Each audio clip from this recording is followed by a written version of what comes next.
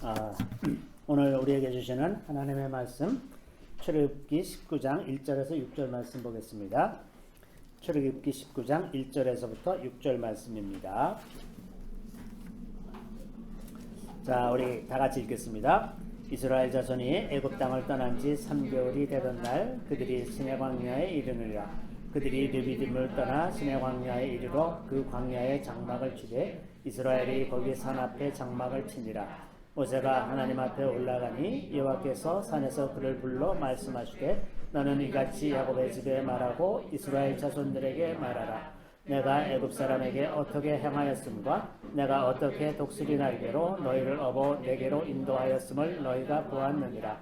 세계가 다 내게 속하였나니 너희가 내 말을 잘 듣고 내 언약을 지키면 너희는 모든 민족 중에서 내 소유가 되겠고 너희가 내게 대하여 제사장 나라가 되며 거룩한 백성이 되리라. 나는 이 말을 이스라엘 자손에게 전할지니라. 아멘. 저는 오늘 이 말씀으로 너희는 나의 거룩한 백성이라 하는 제목으로 말씀을 나누고자 합니다. 지난번에 이제 그 홍해를 건너는 그런 얘기를 이제 말씀을 드렸었고, 그 이후에 이제 출애굽기에 기록된 내용들을 보면 그 이제 모세가 그 홍해를 건넌 다음에 찬양하는 그 노래가 나옵니다. 그게 이제 15장에 있는데, 그래서 모세의 노래라고 하는 그런 부분이 나오는데, 이 출애굽의 여정을 잠깐 좀 살펴보면, 제가 지금 이제 이 지도에서 소개하는 출애굽 여정은 이제 이게 그 논란이 좀 있는데, 우리가 전통적으로 알아오던 것은 그 시내산이 이 시나이 반도에 있는 시내산, 이게 지금 시내산입니다. 그래서 많은 사람들이 성지순례로 가면 여기가 시내산이라고 생각하고 여기를 가곤 하는데, 저기가 이제 굉장히 그 의문스러운 점이 많이 있어요. 왜냐하면 거기에 그 이스라엘 백성 200만 명이 모일 수 있는 그런 자리가 여기에는 없고, 그래서 저기가 시내산일 수가 없다 하는 많은 의심 가운데, 요즘에 이제 그 많이 주장하는 바는 시내산이 그 사우디 반도에 있는 지금 알라우즈라고 하는 그 산이 시내산이다. 이 산이 시내산이다라고 하는 주장이 이제 나오고 있습니다. 그래서 이 두 주장이 이제 경합을 하고 있는데, 이렇게 놨을 때 그 출애굽의 여정이 이 고센 땅에서 출발해서 이 시나이 반도의 끝자락을 통해서 와서 여기서 이제 홍해를 건넜다고 하는 거예요. 여기서 홍해를 건넜다. 전통적인 견해는 여기를 건넜다, 여기 홍해를 건넜다라고 하는 전통적인 견해고, 지금의 견해는 여기서 건넜다라고 하는 것이고, 여기서 이렇게 돌아서 여기 시내산으로 왔다라고 하는 견해인데, 저는 이게 더 타당하다라고 생각을 합니다. 한 가지 이설이 또 하나, 이 중에서 또 하나 다른 이설이 하나 있는데, 그 홍해를 건넌 자리가 이 끝이 아니라 이 중간이다라고 주장하는 설도 하나 있어요. 왜냐하면 여기 이제 홍해 바다의 지표, 이 바닥을 살펴보면 여기 가운데 굉장히 얕은 데가 있답니다. 얕은 데가 있고, 거기가 그 안에 들어가서 이제 그 카메라로 사진을 찍었는데, 그 이렇게 수레바퀴 같은 거 이런 그 흔적들이 거기 남아 있다고 하는 그런 견해가 있어요. 그래서 그리고 이제 그 이 사우디 쪽에 여기에 이제 누에이바라 그래서 그 솔로몬의 기념비가 있었다고 그래요. 그 솔로몬이 이제 그 도하한 것을 기념하여 세웠다고 하는 기념비가 있는데, 그것을 이제 그 사우디가 치웠다 그래요. 근데 그 있었던 때의 사진이 남아 있어요. 그래서 이제 그리고 사도 바울이 다메섹 도상에서 예수를 만나고 난 다음에 그 시내산으로 갔잖아요. 그때 뭐라고 성경에 기록되어 있냐면 아라비아의 시내산이라고 되어 있어요. 아라비아가 이제 이쪽이죠. 이쪽은 아라비아라고 말하지 않거든요. 이제 아라비아 시내산. 그리고 이쪽에 이제 그 미디안이 살던 지역인데, 지금도 이제 거기에 가면 그 미디안에 관련된 많은 유적들이 남아 있고, 그 모세에 관한 지명들이 아직 이 사우디에 굉장히 많이 있다 그럽니다. 그 작년부터 이 사우디가 그 관광지를 개방하기 시작해서 이미 이제 그 열렬한 이 성지순례 전문들 하는 사람들은 이 사우디에 다 벌써 갔다 왔어요. 가가지고 이제 벌써 여기 다 이제 다니고 그랬는데 갔다 온 사람들은 다 여기가 맞다 이렇게 또 얘기합니다. 어쨌든 이제 이러한 경로를 거쳐 왔는데 15장에 모세의 노래가 있고 그래서 그 다음에 이제 16장으로 가면 그 마라라고 하는 곳에서 이제 그 물이 쓴물을 이제 단물로 바꿔주신 사건이 있었고 그리고 나서 이제 15장 27절에는 엘림이라는 곳에 이르렀는데 그 엘림에서 이제 그 12샘물과 70 종려나무가 있었다. 이제 그렇게 해서 엘림이라는 말을 참 좋아하죠. 엘림이라는 단어를 그래서 많이 사용합니다. 그다음에 이제 16장으로 가면 백성들이 이제 그 먹을 것이 없어서 이제 불평하기 시작하죠. 그래서 하나님께서 그 만나와 메추라기를 내리시는 장면이 나오는데 그 이제 그 16장 출애굽기 16장을 보면 거기 아주 그 좀 특징적인 것이 하나 있는데 모세와 아론을 원망했다 하는 그 기록이 이제 쭉 나오죠. 그래서 여기 그 제가 그 16장에 있는 원망이라고 하는 표현을 쭉 모아보면 이 원망이라는 표현이 16장에서 7번 나옵니다. 7번. 원망이라는 단어가. 그래서 2절, 그리고 7절에 2번, 그 다음에 8절에 2번, 그리고 이제 9절, 12절, 이렇게 해서 원망이라는 단어가 7번 나오는데 이 7번 기록한 것은 의도적인 거예요. 굉장히 많이 아주 완전히 핑계할 수 없을 만큼 그렇게 원망했다. 이제 그런 거예요. 그러니까 이게 보통 원망이 아니라 아주 심하게 원망했다는 것을 우리가 짐작할 수가 있습니다. 그런데 제가 이 원망이라는 단어를 히브리어로 찾아보고서 깜짝 놀란 것이 하나 있는데 이 원망이라는 단어가 히브리어로 룬이라고 하는데 룬. 저 단어가 원래 뜻이 뭐냐면 머물다, 밤을 지내다 하는 거예요. 밤을 지내다. 그리고 동시에 이제 불평하다 그런 단어가 거기 포함되어 있어요. 그래서 이걸 딱 보고 제가 바울이 여기서 이런 생각을 했구나 그러고서 에베소 4장 26절에 보면 분을 내어도 죄를 짓지 말고 해가 지도록 분을 품지 말라고 이렇게 말씀하시죠. 해가 지도록 밤을 새는 겁니다. 원망하고 불평하는 마음으로 밤을 지내는 거예요. 하룻밤을 지내는 거예요. 그러면 그게 하나님 앞에서 범죄가 된다는 겁니다. 우리가 일시적으로 원망하거나 일시적으로 불평할 수 있어요. 그죠? 갑자기 뜻하지 않은 어떤 어려움들이 생기고 그러면 불평할 수 있습니다. 근데 밤을 지내면 무슨 문제가 생기느냐? 밤 사이에, 잠자는 사이에 하루의 기억이 정리가 되잖아요. 내 속에서. 그러면 그 불평하고 원망하는 것들이 밤 사이에 내 생각 속에 자리 잡게 되는 겁니다. 그래서 밤을 지새지 말아라 하는 거예요. 원망하고 불평할 일이 있고 용서하지 못할 그런 마음이 있었다 하더라도 그것을 해지기 전에 다 화해하고 그 풀어내고 그러고 지나고 나면 그 원망하고 불평하는 마음이 내 생각 속에 자리 잡기 전에 다 정리를 하는 겁니다. 이렇게 하라는 거죠. 자, 이렇게 그 이스라엘 백성들이 하나님을 모세와 아론에게 원망한 것이 하나님을 원망한 것으로 인식이 되는 거죠. 그래서 너희가 나를 향해서 원망하는 것이 아니라 하나님을 향해서 그러는 것이다. 그래서 이제 하나님께서 하늘에서 양식을 비같이 내리시겠다. 그리고 너희가 정말 내 말을 듣는지 안 듣는지 보겠다. 그러면서 각 사람이 한 오멜씩만 거두어라. 각 필요한 대로 한 오멜이 한 2리터 정도 되는 거예요. 그러니까 이제 그 알곡이 한 2리터 정도 있으면 뭐 하루 먹을 거 충분하죠. 그죠? 우리 예전에 군대에 있을 때는 식량이 이제 넉넉지 않던 때라서 그 식량 그 하루에 몇 g씩 줘야 되는지 그걸 우리가 외워야 됐어요. 그래서 뭐 쌀 576g 이거 아직도 외우고 있습니다 제가. 그러니까 2리터면 이 상당히 이게 충분한 양이거든요. 물론 껍질도 벗기고 뭐 여러 가지 해서 좀 없어지고 그런 것도 있겠지만, 그러고서 이제 또 한 가지 명령하신 게 안식일에는 나가지 말아라. 그 전날 이틀치를 에, 거두고 이틀치를 그것으로 이제 빵을 만들어도 상하지 않을 거다. 보통 때는 그 다음날 아침까지 놔두면 상하는데 안식일에만은 상하지 않게 그렇게 하시겠다고 말씀하셨어요. 그랬더니 이제 얼마나 잘 지키느냐 봤더니 과연 안식일에 또 만나를 주스러 나가는 사람들이 있죠.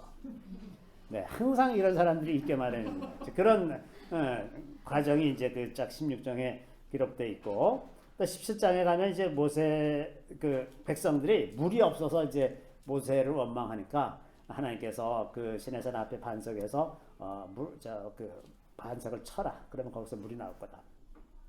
그래서 이제 호렙산에 있는 반석을 쳐서 거기서 물이 나오게 되죠.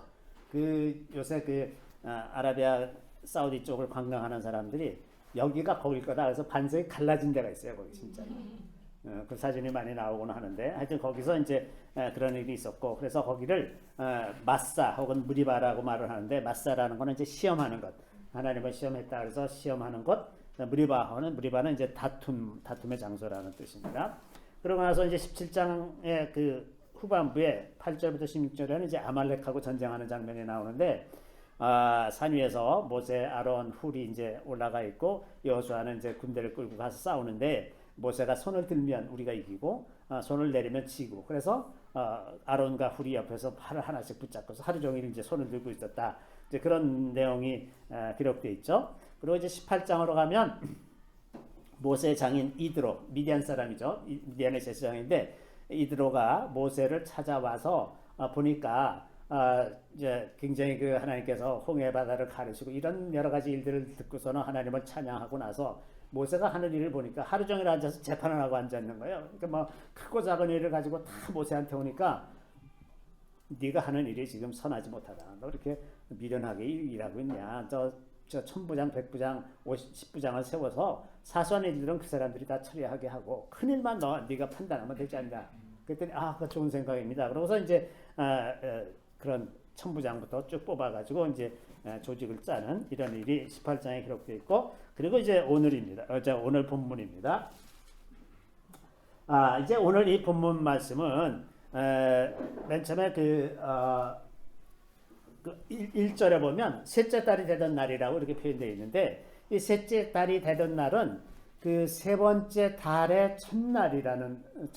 그러니까 그 출애굽한 지 3개월이 지났다는 뜻이 아니라 출애굽한 달을 1월 달이라고 할 때 3월이 되었다고 하는 겁니다.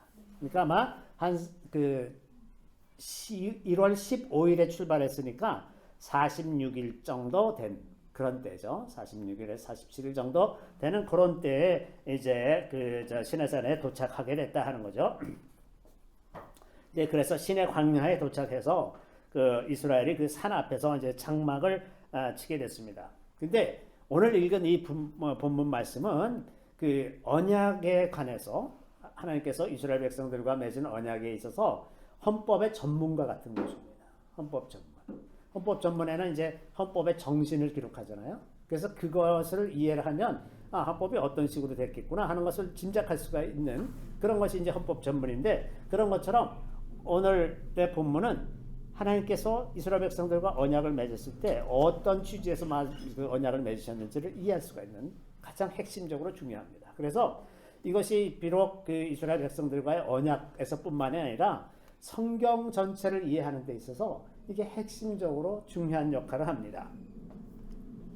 자, 여기에 있는 그 하나님의 말씀을 이렇게 좀 정리를 해보면, 하나님께서 모세를 이제 시내산으로 올라오라 그러고서는 야곱의 집 이스라엘의 자손들에게 말하라 그러면서 내가 애굽 사람들에게 어떻게 행한 그것을 너희가 다 보았다. 독수리 날개로 너희를 업어서 내게로 인도하였음을 너희가 보았다. 그리고 나는 온 세계의 주인이다. 그러니 내 말을 잘 듣고 내 언약을 지키면 너희는 모든 민족 중에서 내 소유가 되겠고 너희가 내게 대하여 제사장 나라가 되며 거룩한 백성이 되리라. 이게 이제 요점입니다.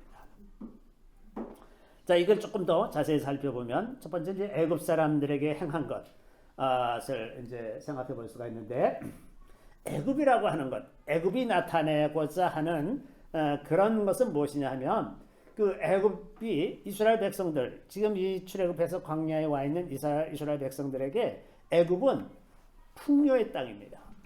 먹을 것과 마실 것, 입을 것 이런 것이 아주 넉넉한 땅입니다. 비록 거기서 노예로 산다고 하더라도 먹고 사는 일에는 전혀 지장이 없는 그런 곳이에요. 그래서 이 16장 3절에 보면 이스라엘 자손이 그들에게 이르되 우리가 애굽 땅에서 고기 가마 곁에 앉아 있던 때와 떡을 배불리 먹던 때에 여호와의 손에 죽었더라면 좋았을 것을. 먹다가 죽을 것. 이제 이러고 있는 거죠. 여기서 굶어 죽느니 거기서 먹다가 죽는 게 훨씬 낫지 않냐. 근데 너희가 이 모세와 아론이 너희가 이 광야로 우리를 인도해내어 이 온 회중이 죽여 죽게 하는도다. 이 사람들의 머릿속에 애굽이라고 하는 것은 먹을 것, 마실 것이 풍성한 것, 아주 경제적으로 넉넉한 것입니다. 자, 애굽이 가지고 있는 이미지가 이런 거죠. 넉넉한 겁니다. 풍성한 겁니다.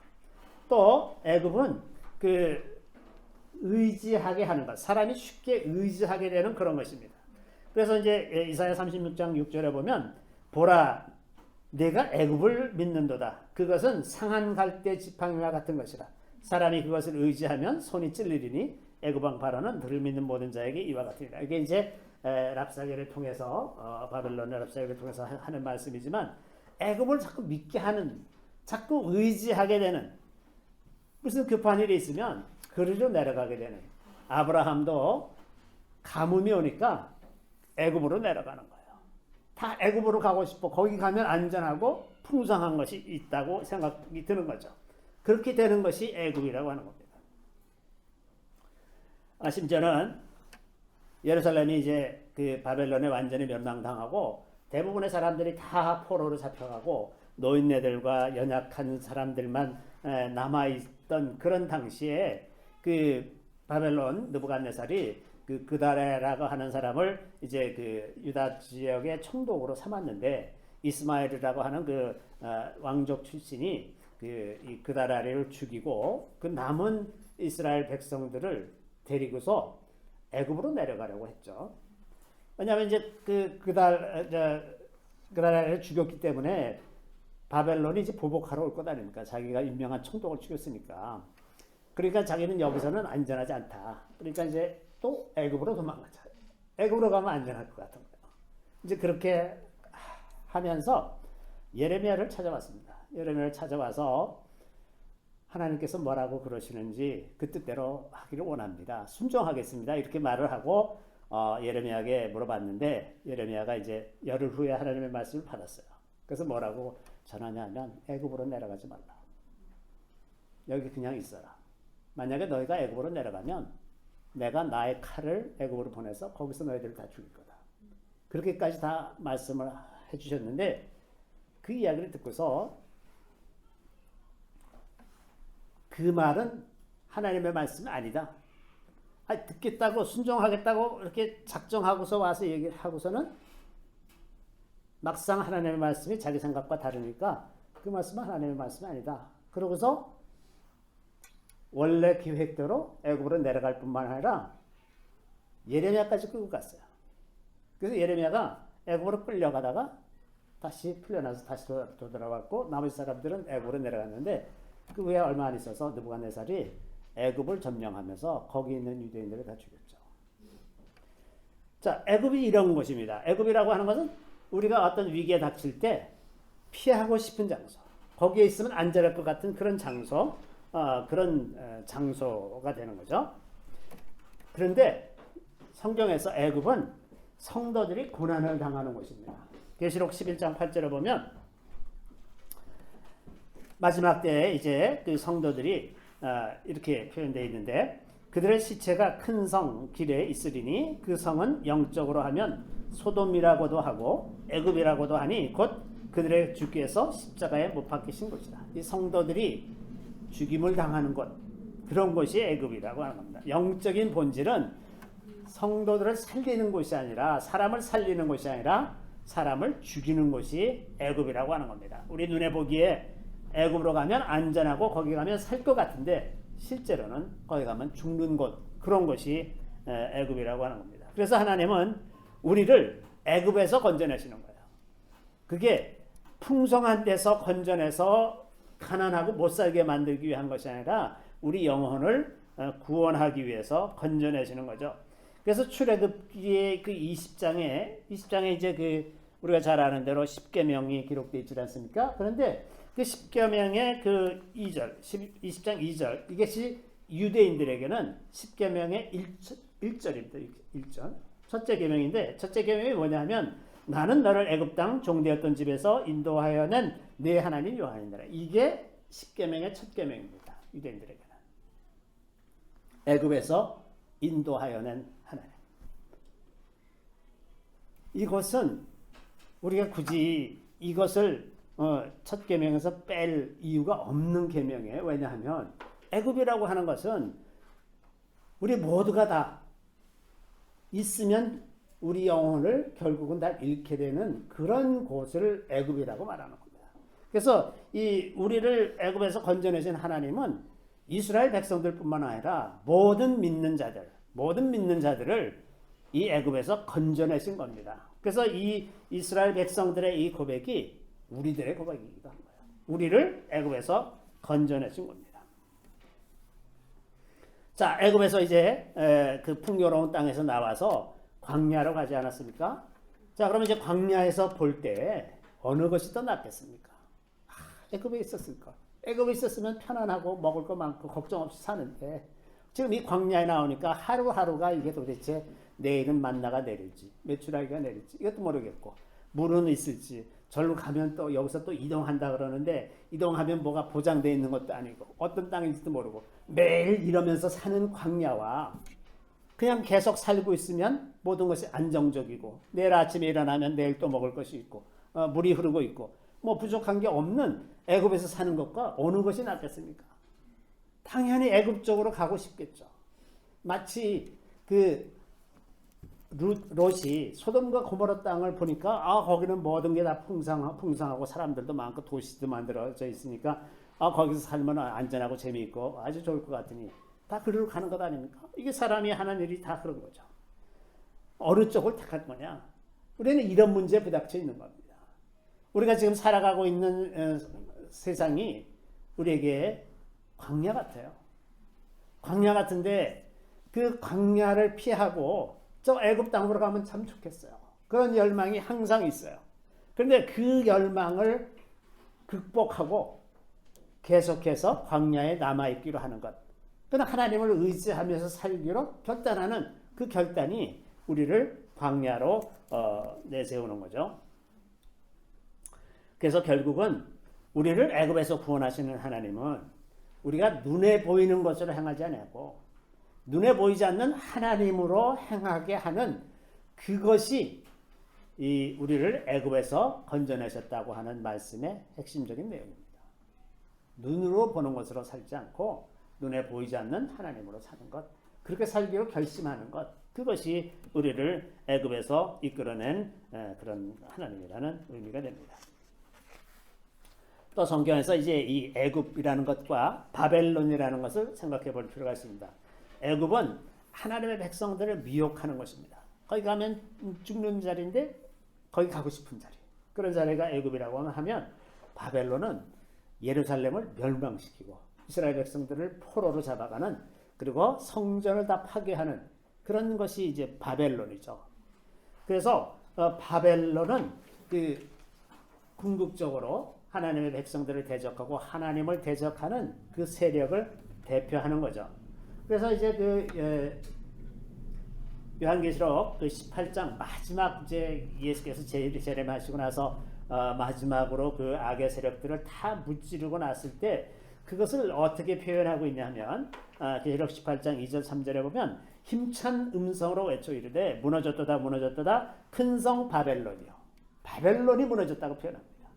모든 것이 다 회복되고 하나님께로 다시 질서가 다 모든 것이 회복될 때에 천사들이 하는 이야기가 무너졌도다 무너졌도다 큰 성 바벨론이요. 귀신의 처소와 각종 더러운 영이 모이는 곳과 각종 더럽고 가증한 새들이 모이는 곳이 되었도다. 그 음행의 진노의 포도주로 말미암아 만국이 무너졌으며 또 땅의 왕들이 그와 더불어 음행하였으며 땅의 상인들도 그 사치의 세력으로 치부하였도다 하라. 바벨론은 하나님의 질서를 다 무너뜨리고 하나님께서 만드신 아름다운 것들을 다 무너뜨리고 그것을 음녀의 자리가 되게 하고 음행의 포도주, 그래서 모든 만국을 다 망가뜨리는 그런 존재를 바벨론이라고 표현하는 겁니다. 자, 그래서 이제 이 애굽에서 하나님께서는 애굽에서 우리를 건져내셨고 아직은 우리를 바벨론에서 건져내신 것은 아니에요. 우리가 지금 살아가는 과정은 이제 궁극적으로 바벨론으로부터 완전히 건짐을 받는 그 때를 향해서 가고 있기는 하지만 지금은 우리가 애굽에서 건짐을 받은 사람들이라고 하는 겁니다. 자, 그 다음에 주님께서 다시 어떻게 표현하시냐면 독수리 날개로 너희를 업어 내게로 인도하였음이라고 되어 있는데 이 독수리 날개라고 하는 것이 독수리가 이제 새끼를 낳으면 보통 이제 높은 바위 틈 같은 데다가 이제 둥지를 틀고 거기 새끼를 낳고 있지 않습니까? 그 새끼가 태어나서 그 날개도 제대로 형성이 될까 말까 한 그런 때에 그거를 이제 딱 물어가지고 흙대로 올라가서 그 새끼를 그냥 떨어뜨린대요. 그러면 이제 새끼는 완전히 죽었죠. 죽었구나 그러고서 자유낙하를 하고 있는데 한참 떨어지고 있으면 어미 독수리가 쏜사같이 착 내려와가지고 다시 그걸 탁 낚고쳐가지고 다시 올라가서 또 떨어뜨리고 올라가서 또 떨어뜨리고 그때마다 세상에 무슨 이런 엄마가 있나? 응? 엄마 맞아? 이제 그럴 것 아닙니까? 그냥 아주 죽이는 거야 이게 이제 할 때마다 완전히 기절하는 거죠. 그런데 그렇게 훈련을 받아가지고 독수리가 모든 새 중에 가장 잘 나는, 가장 높게 나는 새가 되는 겁니다.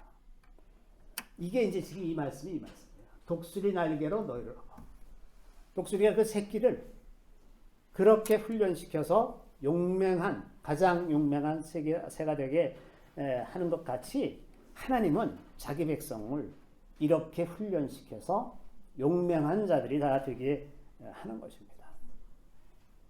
하나님은 우리가 연약한 자가 되기를 원하시지 않으세요. 하나님 앞에서 용맹한 자가 되기를 원합니다. 대적과 싸워서 이기는 자가 되기를 원하세요. 용맹한 자가 누굽니까? 용맹한 자는 진실한 사람입니다.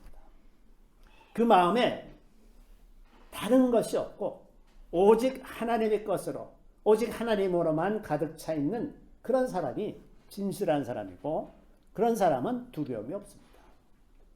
무슨 타고난 용맹이 있어서 그렇게 되는 것이 아니라 마음이 진실해서 용맹해지는 것입니다. 정말 우리가 하나님을 알고 하나님이 어떤 분인지를 알고 그것을 마음속에 우리 생각 속에 깊이 새기고 있다면 무엇이 두렵습니까? 그러므로 용맹한 자는 진실한 사람인 것입니다.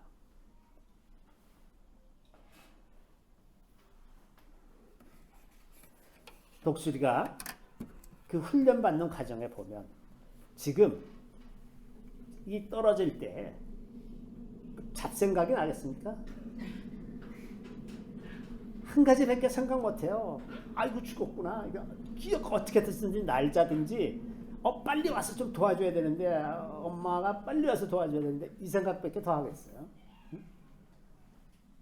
이런 것처럼 우리에게서 불필요한 생각들과 불필요한 마음들, 우리가 마음을 다하고 목숨을 다하고 뜻을 다해서 하나님을 사랑하는데 방해되는 것들을 자꾸 걷어내는 것, 이 과정이 우리에게 필요한 훈련이죠. 그게 진실해지는 것이고 진실해지면 용맹해지는 것이다. 두 번째, 이제 오늘 이 본문에서 또 생각해 볼 것은 하나님은 창조주 하나님이시라고 하는 겁니다. 그래서 세계가 다 내게 속하였나니, 주님이 이렇게 말씀하시잖아요. 5절에 세계가 다 내게 속하였나니. 세계가 다 내게 속하였다는 건 모든 만물들이 다 하나님의 것이라고 하는 선포입니다. 이것은 나는 창조주다라고 말하는 것과 동일한 거죠. 오늘날 교회 안에 창조주 하나님에 대한 신앙이 아주 밑바닥부터 무너져 내렸습니다. 그래서 아주 대부분의 신학교 교수들이 진화론을 믿어요. 유신론적 진화론 뭐 이런 걸 믿어요. 말은 뭐 멋있는 것 같죠. 유신론적 진화라는 건 없습니다. 그런 건 없어요. 다 사기 같은 것들 사기. 근데 이 지적 능력이 부족한 이 신학자들이 진화론과 성경의 하나님이 공존할 수 있는 것이라고 가르치고 있어요. 한심한 얘기죠. 한심한 얘기. 진화론이라고 하는 것은 인류 역사상 가장 큰 지적인 사기입니다. 사기. 완전 100% 사기예요. 이것은 조금만 생각해도 자연에 대해서 자연의 법칙에 대해서 조금만 아는 사람이라도 진화론은 불가능한 겁니다. 불가능한 거예요.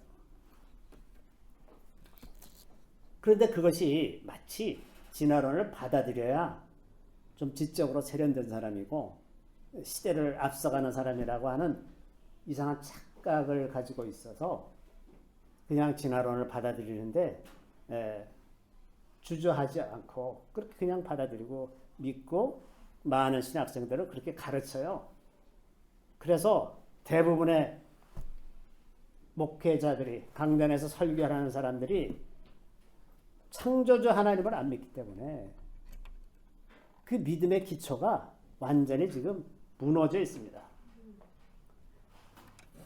이런 그 지적인 사기가 또 하나 있어요. 그 탄산가스 배출로 인해서 기후 변화가 왔다. 북극 지방의 오존 층이 이제 다 무너져서 기후 변화가 됐다. 다 이렇게 주장하는 거. 이게 1960년대부터 유럽에서 나온 이야기인데 이것도 사기거든요. 완전히 사기. 탄산가스 배출이 증가해서 오존층이 무너졌다는 게 인과관계가 없어요. 과학적인 그 설명이 안 돼. 그냥 나타나는 현상은 탄산가스 배출이 늘어났고 오존층이 파괴되었다. 이 현상이 동시에 이루어지고 있기는 하지만 이것이 이거의 결과다라고 말할 수 있는 근거는 없거든요. 그리고 기후가 지금 변하는 것은 지금 지난주에 이제 미국 거의 저녁에 막 북극 바람이 불어가지고 텍사스에서 막 지금 난리가 났는데 이러한 기후 변화는 지구가 가지고 있는 순환 사이클 몇백 년마다 냉각기와 좀 따뜻한 온난기를 순환하는 그 사이클에 의한 것일 가능성이 훨씬 더 많습니다. 저는 그렇게 되고 있다고 생각을 해요. 왜냐하면 남극 대륙이 지금은 이제 얼음으로 덮였지 않습니까?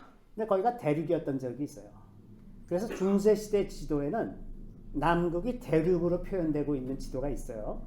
근데 그 지도가 놀랍게 지금 이제 그 얼음으로 덮여 있는 남극을 이런 그 어떤 측정 장치로 그 땅 속을 들여다보면 지구의 지금의 그 남극 대륙의 모습이 그 지도에 있는 모습과 동일하다고 합니다. 이 얘기는 이미 16세기, 17세기 이때에 그때는 남극이 얼음으로 덮여 있지 않았다는 얘기예요. 그때는 지금보다 따뜻했다는 얘기죠. 그래서 이게 탄산가스가 아니라 지구의 그 사이클 때문에 더워졌다가 차가워졌다가 이제 이렇게 되고 있다라고 하는 것이 더 많습니다. 근데 왜 자꾸 이것을 이슈로 삼느냐? 이 탄산가스 배출을 글로벌 이슈로 만들어야 이제 세계 정부를 만드는 구실이 되는 겁니다. 세계 단일화하는 구실이 되는 거예요. 이런 문제에 인류가 공동으로 대처하자. 그래서 바이든이 되자마자 이 기후 협약에 다시 들어갔잖아요. 트럼프가 빠져나왔더니 다시 들어갔어요. 금방. 이거부터 그 첫날 이거 해서 첫날 임기 첫날 이거부터 하는 거예요. 얼마나 이 사람들이 집요하게 지금 글로벌 이슈를 만들어서 전 세계를 글로벌화하게 만들려는지 아주 그 노력이 대단합니다. 그래서 지금 이 바이든이 하는 그 외교의 흐름을 보면 여러분들이 이걸 딱 금방 통찰력을 가지고 알 수 있는 것이 어떤 왕국이라든지 그 왕족, 어떤 독재 정권 이런 걸 다 무너뜨리려고 하고 있습니다. 그래서 이제 그 알카에다 같은 그 테러 조직한테 그 오바마 때도 돈을 다 대줘가지고 전 세계를 다 흔들어 놨는데 지금도 다시 그 일을 시작합니다. 그래서 테러 조직한테 이제 돈을 주기 시작했어요. 그래서 왕국이나 그 중동에는 왕조가 많잖아요. 왕국. 그 왕국들을 무너뜨리는 게 지금 목표라서 지금 사우디가 이제 좀 위험해졌어요. 사우디를 무너뜨리려고 그럴 겁니다. 예전에는 사우디가 미국의 굉장히 중요한 그 국가였었어요. 그래서 항상 사우디하고 긴밀하게 잘 지냈는데 지금은 아니에요. 그러니까 이제 사우디가 이제 큰일 났어요. 제가 보기에는 사우디가 살아남으려면 이스라엘과 동맹을 맺는 수밖에 없어요. 그렇게 갈 것 같습니다. 어쨌든 자, 그래서 이제 그 창조주 하나님을 믿지 않기 때문에 이게 이제 굉장히 크게 영향을 미쳤는데 양심이나 도덕과 같은 인간의 본성에 있는 것을 믿지 않습니다. 양심이라는 걸 믿지 않아요. 양심이 그 진화의 결과이지 하나님께서 사람에게 맨 처음부터 주어진 것이 아니다라고 하는 거예요. 그렇기 때문에 이렇게 믿는 사람들은 그 마음속에 어떤 가책이 생기거나 이럴 때 이거는 내가 사회화되는 과정에서 만들어진 거다. 이런 건 생각할 필요가 없다. 그래서 양심의 가책이라는 걸 억지로 다 억누르고 살아요. 그러니까 마음대로 합니다. 거짓말을 마음대로 하고. 그래서 이제 지금 뭐 우리나라 이 지도자들이라고 하는 사람들이 그냥 대법원장이라고 하는 사람도 입만 열면 거짓말하는 거예요. 아무렇지도 않아 그러고서 부끄러움이 없어요. 왜? 그런 것은 다 진화의 결과라고 믿기 때문에 그래요. 어떤 도덕적인 절대적인 기준이 없고 모든 것이 다 상대적인 것이고 뭐 인류 역사에서 그 사회하는 과정에서 그 생겨났다 이러니까는 살아가는 방식이 다 거짓을 말하고 음모를 꾸미고 술수를 쓰고 어떤 진실도 없이 그런 것으로 가득 차는 세상이 되어가고 마는 거죠.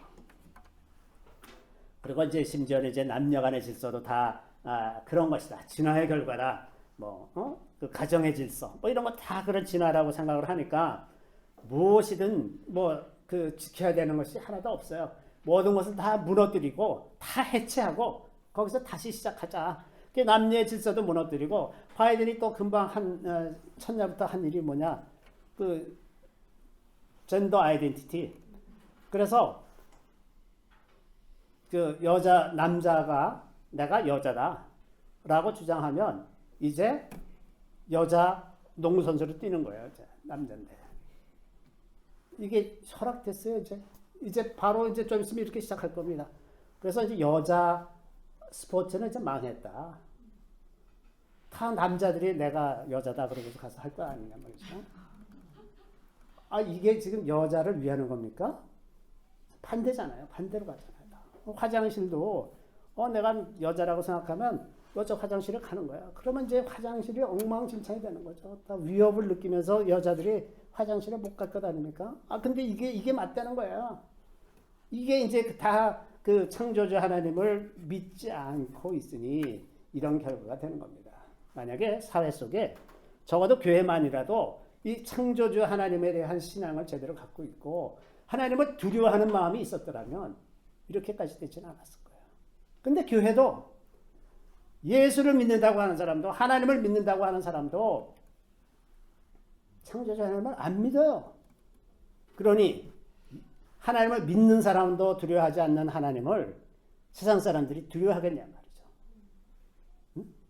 이 믿는 사람들이 정말 하나님을 두려워해서 행동하는 그런 행동을 보고 믿지 않는 사람들이 하나님의 존재를 깨닫고 조심하면서 살고 그래야 이 세상 질서가 유지되는 것 아닙니까? 자, 하나님은 시초부터 종말을 정하신 분입니다. 아무리 누가 뭐라고 하더라도 내가 시초부터 종말을 알리며 아직 이루지 아니한 일을 옛적부터 보이고 이르기를 나의 뜻이 설 것이니 내가 나의 모든 기뻐하는 것을 이루리라 하였노라. 하나님은 처음부터 끝까지 시작부터 종말을 한눈에 보시는 하나님이십니다. 우리가 살아가는 그 시간대만 경험하지만 하나님은 처음부터 끝까지 다 알고 계시는 분이세요. 그래서 우리가 살아가는 이 시점에 그 다음에 어떤 일이 있을 것이며 그것이 앞에 거와 어떻게 연결되어 있는지 하나님은 다 보실 수가 있는 분이시죠.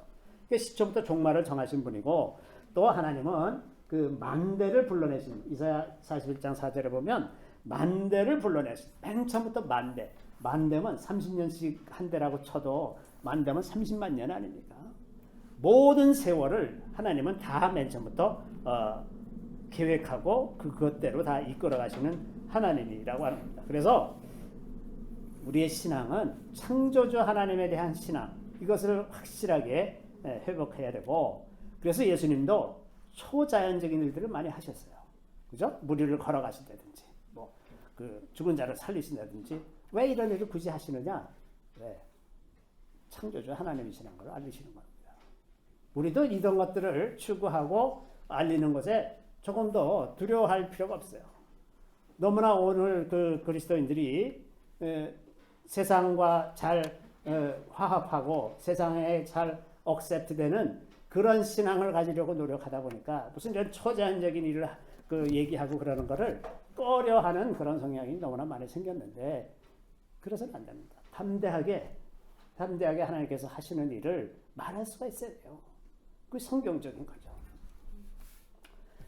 그 다음에 이제 그 오늘 이 본문에서 하나님은 그 언약의 하나님이라는 것을 말씀하고 있습니다. 여기 보면 너희가 내 말을 잘 듣고 내 언약을 지키면 너희는 모든 민족 중에서 내 소유가 되겠고 이렇게 말씀하시죠.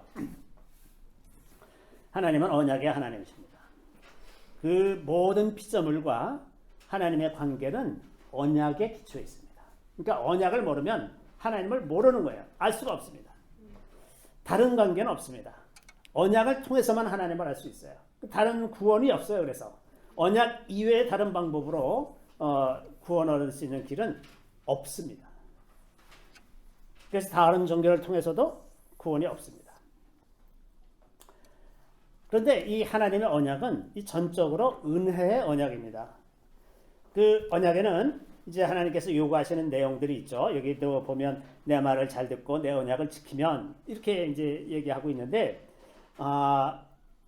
근데 이것을 이해할 때 우리가 조심해야 돼요. 왜냐하면 하나님께서 지금 이 그 시내산에서 이스라엘 백성들과 언약을 맺으실 때 이미 하나님께서 무슨 일을 하셨냐 하면 이스라엘 백성들을 애굽에서 이끌어내시고 많은 초자연적인 그런 기적들을 행해서 애굽을 심판하고 이스라엘 백성들을 이끌어내서 광야에서 이런저런 경험을 다 하게 하시고 놀랍게도 홍해 바다를 갈라서 거기를 건너서 구원하시는 이 놀라운 일을 다 경험하게 하신 다음에 하신 얘기예요. 지금. 이미 구원하신 다음에 하신 말씀입니다. 이미 구원하신 다음에 내가 너희를 나의 백성으로 삼았으니 너희는 이제 나의 백성답게 살아라 하는 요구지 너희가 이렇게 살면 나의 백성이 될 거다 하는 얘기가 아니에요. 이미 구원 얻은 자들에게 너희가 나의 백성으로 이렇게 살아라 이렇게 얘기하는 것으로 이해를 해야 하는 겁니다. 그래서 하나님이 백성이 되는 것이 먼저이고 그 다음에 그의 말씀을 지키는 거라 하는 겁니다. 그래서 이 말씀을 지킴으로 구원을 얻는 것이 아니라 구원을 얻었기 때문에 말씀을 지키는 거라는 겁니다. 그렇죠? 자, 이미 구원을 얻는 여기에 필요한 것이 믿음이에요. 이미 구원을 얻는 것 그것이 믿음으로 우리가 구원을 얻는데 그래서 믿음은 하나님을 하나님으로 인정하고 하나님과 인격적인 관계를 맺는 것 그것이 믿음이라고 그랬죠. 하나님과 인격적인 관계를 맺는 것 하나님을 하나님으로 인정하고 사는 것입니다. 그리고 내가 그의 백성이라는 걸 인정하고 하나님의 백성으로 하나님의 피조물로 하나님께 순종하며 살아가는 질서 이 질서가 믿음입니다. 이 질서 안에 있는 것이 믿음이에요. 그런데 이제 문제는 우리가 이제 육신 안에 있고 또 사탄이 우리를 계속 미혹하기 때문에 그 말씀을 지키면서 살려고 해도 그게 잘 안 되는 거예요. 문제는 그거죠. 그렇게 살려고 하는데 잘 안 되는 거예요.